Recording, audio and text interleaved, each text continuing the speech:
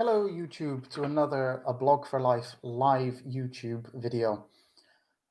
I'm your host LJ, and this channel is where all lives matter.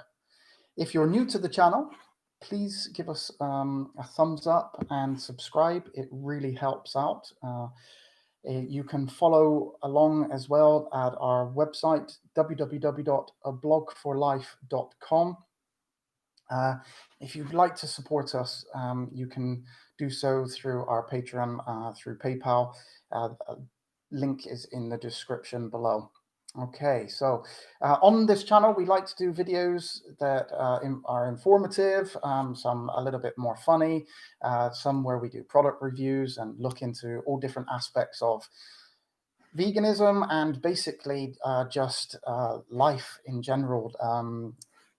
Lives matter here, whether that be human or animal, doesn't matter. So this, like I say, this video is a bit more informative. So we're going to look into, do we need to drink milk to get calcium to make our bones strong? Now, I'm sure that like me, most people have heard this saying. It's well known that we need to drink milk. Milk makes our bones and our teeth nice and strong. So drink plenty of milk. And if you're old enough, like me, you may even be able to remember the milk mustache campaigns of the 1990s, where they had lots of famous people with the milk mustache promoting the consumption of milk. And how good it is for you. And there have been many ad campaigns for the promotion of drinking milk, but this one was one particular one that I can remember. And the intention is just to get people to drink more milk. And we are talking dairy milk here, particularly cow's milk. We're talking that cow's milk is really good for you. It's a really good source of calcium, and it will make your bones nice and strong. And it's been long pushed on the general public that this is a fact, but it gives the wrong impression, and it misleads people like myself, who grew up thinking that you had to drink lots of milk. Contrary to what is commonly known, and what the advertising would at least push and tell us, it's not milk that makes our bones strong or our teeth nice and strong. It is calcium. It's the calcium that milk contains that is attributed to making bones stronger. Milk is simply the source of the calcium obtained. And it really needs to be highlighted and made clear that it is not the milk that makes your bones stronger. It is calcium. And no doubting, we cannot argue against the fact that calcium is important. It's an essential mineral for humans. We require it. We need this. And in no way am I trying to say that there's a problem with drinking calcium or consuming calcium. We don't just need calcium for our bones, but rather our bodies use calcium for our nervous system in the process of sending and receiving nerve signals, for our heart, preventing blood clotting, and for our muscles, among other things. A healthy level of calcium over a person's life can also help in the prevention of osteoporosis. Let's make it clear, calcium is needed. But it must be noted that while calcium is an essential part of a healthy diet, too much calcium can have negative effects. The negative effects of too much calcium. When a person has too much calcium in their blood, it can cause a condition called hypercalcemia, which can actually have the opposite effect and result in the weakening of bones. It can also cause the formation of kidney stones and can have a derogatory impact on the way a person's heart and brains function. I've probably had far too much calcium in my life. I am in no way a health expert, so I would most certainly advocate reading some medical advice on the benefits of a healthy level of calcium and also what the negative effects of excess calcium intake would be. And there are plenty of reputable medical sources available online. Now, I have done a little bit of research on this, so I'm not totally ignorant on this, but I'm not an expert. The recommended daily allowance of calcium is 1,000 milligrams per day for both men and women. However, this rises to 1,200 milligrams for a woman over 50 and for men over 70 years of age.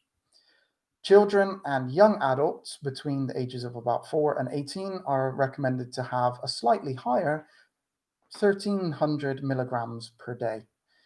There are sources that would counter this and say that the level is actually too high.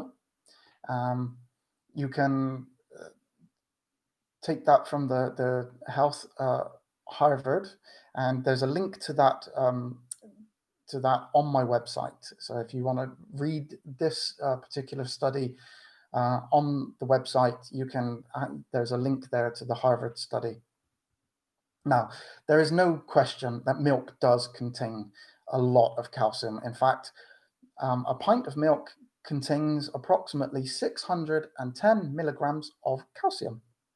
This means that a person can get their full daily allowance and maybe even a little bit more in around 2 pints of milk per day, regardless of their age. So if you're drinking 2 pints of milk per day, which I would say is quite a high level, I personally know people that do drink lots more than that. But you can get your daily allowance in those 2 pints of milk. Now, I drink 2 large coffees every day, and even with my 2 large lattes, and they're soya, by the way. I don't drink cow's milk. I am vegan myself. Even with that, I still think that is a lot of milk. And even if you have breakfast with oats or something and you put milk with that, it still seems a lot of milk. But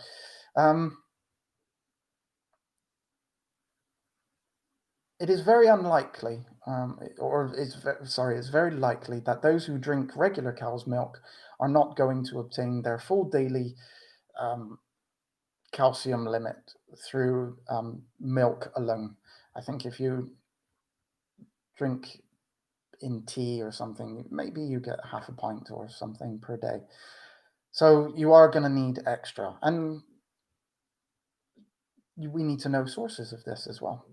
Just imagine that everyone on the planet obtained their calcium through milk. If we took 2 pints of milk per day to get their calcium, that would require roughly 16 billion pints of milk per day. The average cow produces about 8 gallons of milk per day. That is 64 pints of milk per cow per day. At that rate, we would need 250 million cows for milk production alone. 250 million cows to be put into the whole industry of and I'm not going to go into it in this video because it's not about that. This video is about information, but 250 million cows in that system for milk production alone, just to give people their calcium for one day. And I say the average of these figures is the average is in no way normal, by the way. Milk production per cow has more than doubled in the last 40 years. And there is no way that that is a natural increase. Cows are given hormones and all different things in order to increase their milk production.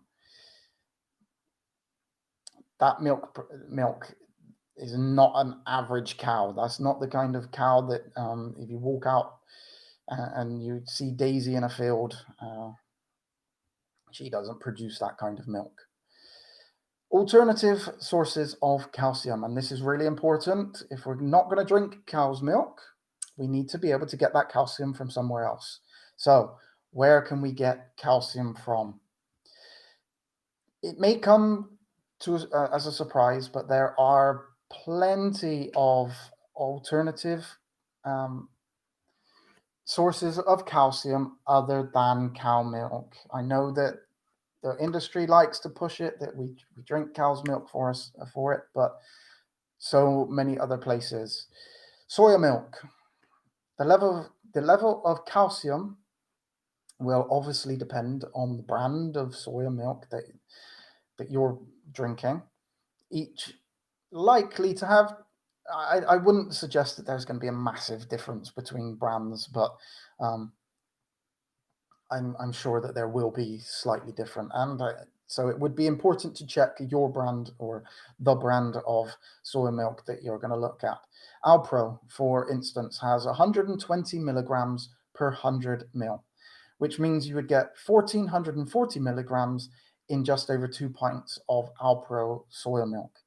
So this is over the recommended daily allowance, and all you needed to do was swap cow's milk for Alpro soya milk. That's all you need. That's it. You get actually slightly more calcium in the 2 pints of Alpro soya milk. Now, there are, like I say, there are plenty of other brands out there. I drink one from Lidl myself, and I find Alpro a little bit sweet, but the one from Lidl that I buy is really tasty, and I really enjoy my soya latte. So other places where we can get it, these include, but certainly not limited to. So broccoli, 47 milligrams per 100 gram. Almonds, 266 milligrams per 100 gram. Chickpeas, 105 milligrams per 100 grams. Poppy seeds, 1,438 milligrams per 100 grams of poppy seeds. Poppy seeds are really, really good. Pumpkin seeds, 55 milligrams per 100 grams. Spinach, 99 grams per 100 grams. Okra, 82 milligrams per 100 grams. Brazil nuts, 160 milligrams per 100 grams. Butternut squash, 48 milligrams per 100 grams. Cabbage, 40 milligrams per 100 gram. Celery, 40 grams per 100 grams. Leeks, 59 milligrams per 100 grams. Kale, 150 milligrams per 100 grams. And oranges, 40 milligrams per 100 grams. So as you can see, while cow's milk is a good source of calcium, cow's milk most certainly isn't the only source of calcium. Anyone that claims that we need to drink cow's milk in order to obtain our recommended daily amount is simply wrong. Oh, and my dog has come to say hello. He's come back from his walk, so he's come to say hello. It is very likely that they are just repeating what they have been told or are unaware of. There are other sources where calcium can be obtained. You do not need to drink milk for bones. You need calcium. We can obtain calcium from many other sources without having to partake in the consumption of cow's milk. So I hope you've enjoyed this video, and I hope it's been informative, and it's allowed you to see the alternative products that you can get your calcium from, and that it's not milk that we need to drink in order to get our bones strong. I do recommend a proper study into this. So go online and have a look. Like I say, there's a link to the Harvard study in my website, in the website. So go and have a look at that. Like I say, if you did like this video and you'd like to see some more, please give it a thumbs up and subscribe. And I look forward to seeing you on another video where we will share some more informative information, and also many other different topics that we'll be covering. Thank you for listening. Goodbye.